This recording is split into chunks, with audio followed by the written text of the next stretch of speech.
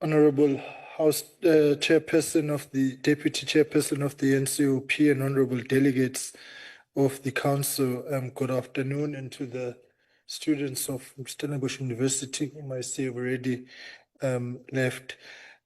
Chair, thank you very much. I think it's opportune for us to have this discussion at the outset of October Transport Month. As we commence with the debate, we must be conscious of the fact that the economic outlook faces several risks, including domestic constraints and global uncertainties that could hinder growth.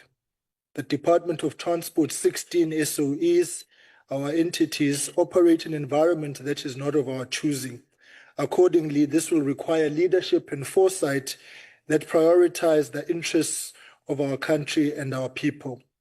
Prompt execution of reforms in the logistics sector along the total value chain from pit to port and from manufacturer to consumer is essential to address and reduce the risk present in both our global and domestic environments.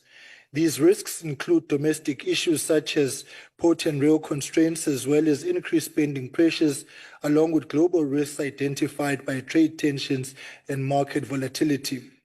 Effective implementation of reforms is essential for the boosting of growth and employment. However, geopolitical tensions may alter foreign direct investment patterns. Therefore, Chair, allow me to reiterate our priorities that to guide this huge ecosystem and to focus the work of our entities on a common program to improve our passenger freight and logistics system.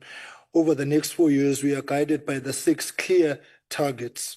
One, the first is to ensure that by 2029, 250 million tons of freight are transported on the Transnet network per annum. The second is to improve the speed by which we load and unload ships to the international benchmark of 30 gross crane movements per hour. The third is to ensure our passenger rail system provides safe, reliable, and affordable transport to workers and their families, and we aim to ensure 600 million passenger journeys per annum by the year 2030. The fourth is to boost the contribution of aviation to tourism, economic development, and job creation, and we expect 42 million passengers per annum to move through the AXA network of airports by the end of this political term. The fifth is to move 1.2 million tons of air freight through the AXA network of airports per annum by the end of this term. And lastly is to ensure greater safety on our roads and reduce the devastating toll of road accidents which they have on lives and livelihoods. And we aim to reduce road fatalities by 45% by the year 2029 so that we reach the United Nations target of halving road fatalities by the year 2030. Therefore, Chair, with that background, let me thank the Council for the opportunity to report back on the work which is being done by the Department and our entities.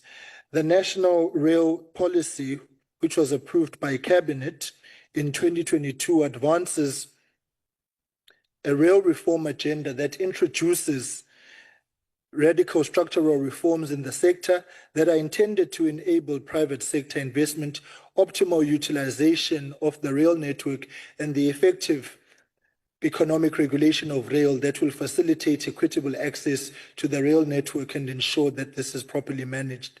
The benefits of third-party access include, amongst others, improving utilization of the network and thus increasing rail efficiency, reducing network unit cost by involving more operators, increasing revenue to contribute to investment in the maintenance and modernization of the network, and reducing the external costs of freight logistics and improving the competitiveness of rail as a more environmentally friendly mode of transport. Chairperson, the National Rail Policy also pronounced that the interim rail economic regulatory capacity is a model for economic regulation within its mandate until the transport economic regulator is operationalized, and we are in the process of finalizing that operationalization. The work of the IREC was further expanded by the roadmap for the freight logistics system in South Africa, which was approved by Cabinet in December 2023. At the core, Chairperson, of this vision is the network statement and rail access agreement that need to be both commercially viable for investors and supportive for broader rail reform goals. The network statement serves as a foundational document that outlines the terms and conditions under which operators can access the rail network, thereby giving effect to third-party access and enabling private sector participation. The first network statement and tariff determination, which were for 2024-2025 financial year, were finalized and published on the 20th of December 2024. The application process for slots commenced promptly after the network statement was gazetted in December 2024. Applications opened on the 20th of December 2024 and closed on the 27th of February 2025. The evaluation process was rigorous and conducted in full compliance with the standards of fairness and transparency, and 25 train operating companies applied, and 11 have met the necessary requirements and will proceed to the next stage of the negotiations and contracting. The process, Chairperson, of revising the current network statement is currently underway, and key rail stakeholders have been consulted, and we anticipate that this process will be concluded as soon as the network statement and rail access tariffs 2025-2026 will be published once approved by the Minister of Transport. The National Rail Policy further provides the underlying framework, goals and objectives to guide the rail sector, and in addition, the roadmap seeks to address the immediate challenges and introduce rail reforms in the logistics system. The approved freight logistics roadmap focused on improving performance in the short term and long term, and the short term priority was to stabilize and improve the operational performance of the freight rail network, which had presented a severe constraint on exports and thus revenues. In the long term, Chairperson, the freight logistics roadmap would enhance competitiveness and efficiency. The roadmap called for the establishment of the infrastructure manager that is vertically separated from rail operations with decision-making independence under a clear governance framework. The infrastructure manager was established in 2024 to focus on the management and maintenance of our rail infrastructure network. The role of the Transnet Freight Rail would be solely as a rail operating company. This will bring the much needed efficiency for our rail network. Honorable members, the department has established a private sector participation unit which will offer technical support to PRASA and Transnet on private sector participation projects. An interim PSP unit was established in October 2024, followed by the formal establishment of the unit on the 14th of May 2025. The PSP unit is established through a memorandum of agreement between the Department of Transport, National Treasury, and the Development Bank of Southern Africa, and appoints the DBSA as the hosting agent of the unit on behalf of the department. As colleagues already know, on the 23rd of March 2025, the Minister of Transport released the freight request for information on the market to the market. The freight RFI focused on the following corridors, which is the Northern Cape to Saldanha bulk minerals, the Northern Cape to Nelson Mandela Bay, Limpopo and Mpumalanga to Richards Bay bulk minerals, and the intermodal supply chain focused on the container and automotive sectors. The department received 163 responses from the market, and the analysis of the RFIs has been completed. The Minister will release the results of the freight RFI to the market in due course. The development of the rail passenger RFI is also underway, and the RFI will cover the following areas, which is rolling stock depots, rolling stock fleet and factory, and the automatic fare collection system, fiber optic network, and regional rapid and high-speed rail. It is anticipated that the rail passenger RFI will be released to the market during the month of October 2025. Further, colleagues, the department is leading rail reform through strategic instruments such as the Rail Master Plan and the Network Statement. These frameworks promote the modal shift, infrastructure revitalization, and private sector participation as mentioned above. Further, TRIM estimates a 66 billion rands investment over 5 years to restore and maintain the freight rail network, targeting 250 metric tons capacity. The corridors assessed include Ore, North Cape, Container Central, and Northeast. Further, the department's Rail Master Plan guides TRIM's strategic direction through corridor-specific investment plans, asset condition assessment, maintenance philosophies, and the volume ramp-up strategy to 250 million tons by 2029-2030. On PRASA, the foundation of PRASA's turnaround is a successful execution of its infrastructure recovery program, restoring rail services to communities that desperately need them. Regarding the corridor recovery, PRASA has successfully recovered 35 of the 40 lines and corridors since the inception of the recovery program. This past year alone, critical corridors, including Randfontein, Crossmoor, Katlehong, and the Central Line, were restored. The organization has also emphasized performance improvements and modernization of service technologies and related infrastructure. The introduction of modern rolling stock continues with 60 new EMU trains delivered in 24-25, bringing the total of the new fleet to 268 sets. This new fleet, coupled with the infrastructure repair, resulted in an exceptional 91% on-time performance. These actions cannot be complete, of course, without further investments into infrastructure, and PRASA has demonstrated a strong execution capability by spending 21.1 billion rands on capital expenditure, which is 182% of the allocated budget, restoring critical infrastructure to the likes of the Boksburg Bridge. Further, the most powerful indicator, of course, of our success is the rapid return of commuters to rail, a clear sign that public confidence has been restored. An assessment, honorable members, of the progress shows that Metro Rail recorded 76.72 million passenger trips in the 24-25 financial year, and this is a massive increase from the 39.4 million passenger trips reported in the previous year.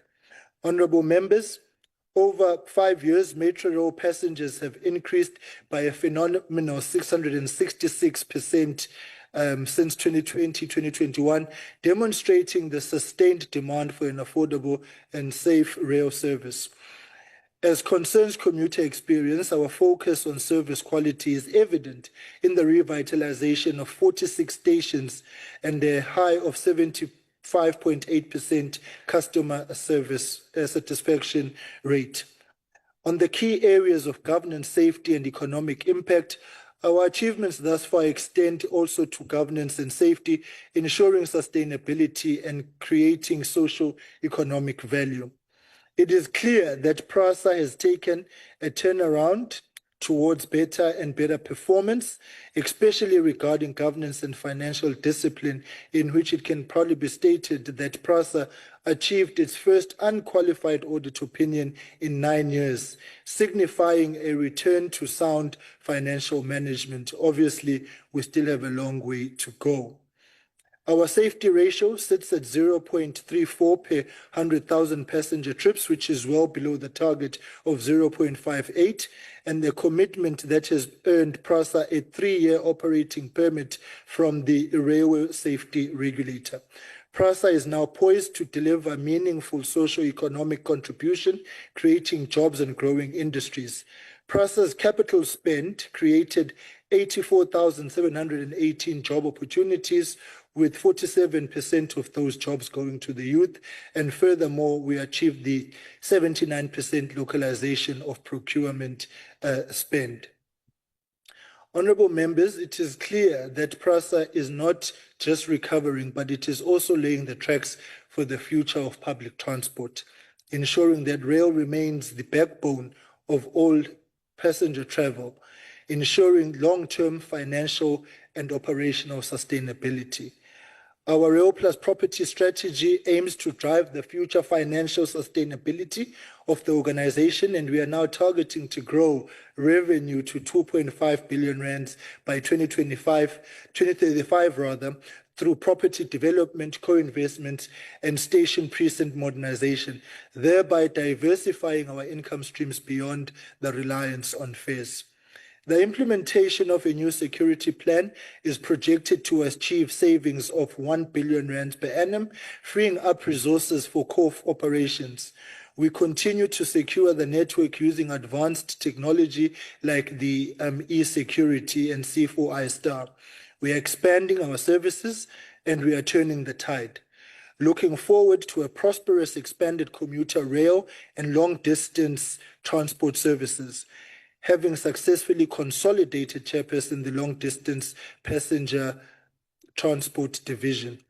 Honorable members, we must say and state confidently that the achievements of 2024-2025 ensure that we continue with an upward trajectory and consolidate the demand for affordable, reliable public transport services, demonstrating that PRASA's recovery program is indeed delivering tangible results for commuters and the economy.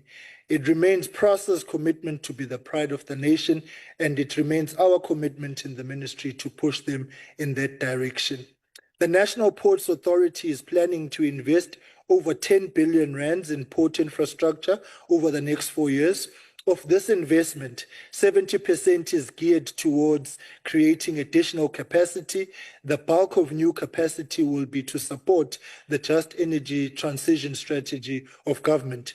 The National Ports Authority will be investing in bulk infrastructure for handling of LNG and LPG in various ports across the country, including Richards Bay, East London on a small scale, Ngqura, and the Port of Saldanha. The Transnet port terminals, as part of modernizing of its terminals plans to relocate the old manganese terminal in Port of Port Elizabeth, which has reached its life cycle, and it plans to build a modern manganese terminal in the Port of Ngqura with a capacity of 12 to 16 million tons per annum. It is anticipated that this project will create opportunities for the private sector participation.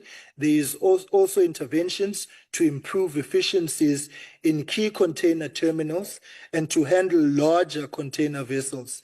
Transnet Port Terminals has started with equipment replacement program, which entails acquisition of new ship-to-shore cranes, straddle carriers, and rubber-tired gantry cranes across all our container terminals. The Port of Durban has plans of widening and deepening of the port entrance channel to improve access and navigability, deepening and lengthening of the North Quay berths at the Port 2 container terminal and berth 203 to 205, along with the creation of additional space through land reclamation container capacity, which is expected to increase to 8.6 million TEUs. Also, as part of the Operation Pagisa program, the dry dock facilities across the country have undergone major refurbishments and modernization. There is an effort to process new 22 GIB cranes for the 3 ports, which is the Port of Durban, Port of East London, and the Port of Cape Town. The Port of Mossel Bay is also going to have a new upgraded slipway to create additional capacity for fishing fleet repairs. Colleagues, we hope that this gives greater clarity on the progress we are making and greater clarity on the long road that we still need to traverse. It is only through partnerships and engagements and the correct investments into infrastructure, skills, and expertise and clarity of thought that we'll be able to achieve the turnaround for growth in our country. It remains our commitment as the ministry with our entities to ensure that we restore rail as the backbone of our economy. Chairperson, we thank the Council for the opportunity to present the statement, and we look forward to a constructive engagement on all the issues that we have raised. We remain a work in progress in the right direction. I thank you. Thank you very much, Honourable Deputy Minister Hlengwa.